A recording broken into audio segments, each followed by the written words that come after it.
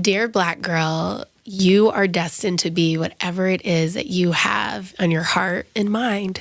Just go. Signed, Dr. Jess.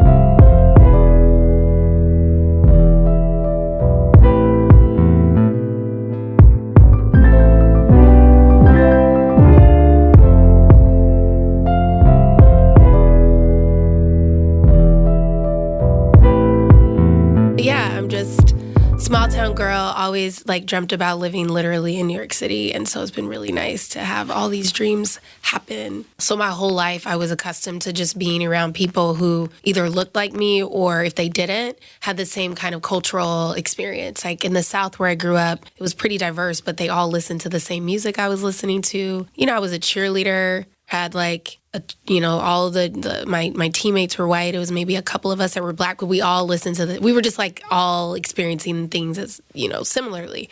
And then Tuskegee was just Black people. I get to be known as the nerd that you want to kind of sit close to during tests. It was totally different, right? Learning that you're not just one thing. And so that self-confidence really is one of the big lessons I learned there. Pride, having pride in our culture, our background, things that just make us who we are, being able to listen to a ratchet song, but also go to school on a campus that was founded by, a Black man at a time where Black people couldn't even go to majority institutions, and it was private, and it still has a historic site there. Just seeing the pride in you getting to decide what's important to you and kind of just seeing all of the beauty of Blackness. And then when I came to Cornell, everyone was great. It wasn't something that I think people realized, but not only was it a racial difference, but just socioeconomic. So I think a lot of my classmates came from certain backgrounds where they all went to Ivy Leagues or trained at institutions, that were not in the South. So that was just something that was really hard for me to overcome. And over time, I actually developed anxiety for the first time because I was really just feeling so out of place, questioning every single thing that I was thinking. And so it was really, really hard. I've talked about spiritually how it's just really, it shakes you up a bit. You go into med school being one of the smartest people in all of your academic career, you killed it in high school, college, you made all of, the exams that you needed to take to get in med school.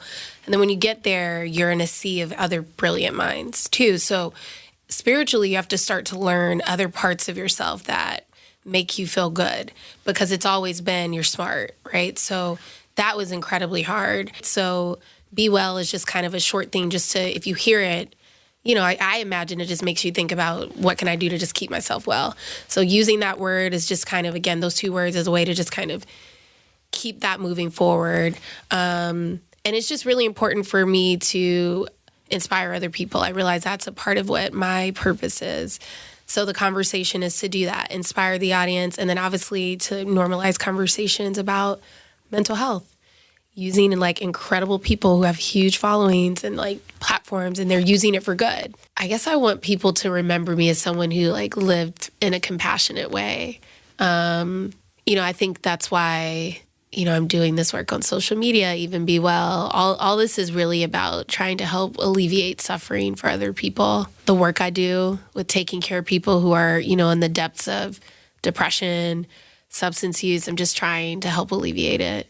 What I'm doing now is literally just walking in a purpose that I didn't set out for, right? But I know that when I was able to do the work and get back to love, that little girl that I always want to be a doctor, that little pure person, I feel that's how I'm able to do these things and how things are expanding the way they are because I'm literally following my heart. And that's the advice I would give. And also don't believe that helping other people means that you also can't gain. Especially people of color, we want to help and we think that we don't need the money to do that. But you have a team, I have a team, we all need to be able to pay our rent and live. So having self-gain can also still mean that you can help people. Because music is so powerful, I'm very intentional about what I listen to. So that album, A Seat at the Table, I think was one of the most incredible albums of our time, and especially for Black women. I remember my mom telling me once when I was like, Mom, you're so strong. And she's like, do you think I always want to be strong? Right? So like, I don't know, MAD to me just really describes the experience of Black women. We're labeled as strong, we're labeled as mad.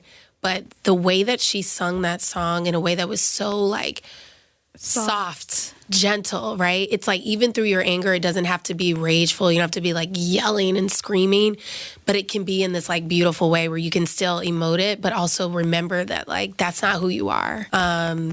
So I listened to that song and I listen to it if I'm feeling really upset about something just to remind myself like, it's okay to be upset. Yes. But don't forget, like, where'd your love go? And it even ties in with sometimes, I always close with reminding people that they're not their pain. Like, you are not your pain, you are love.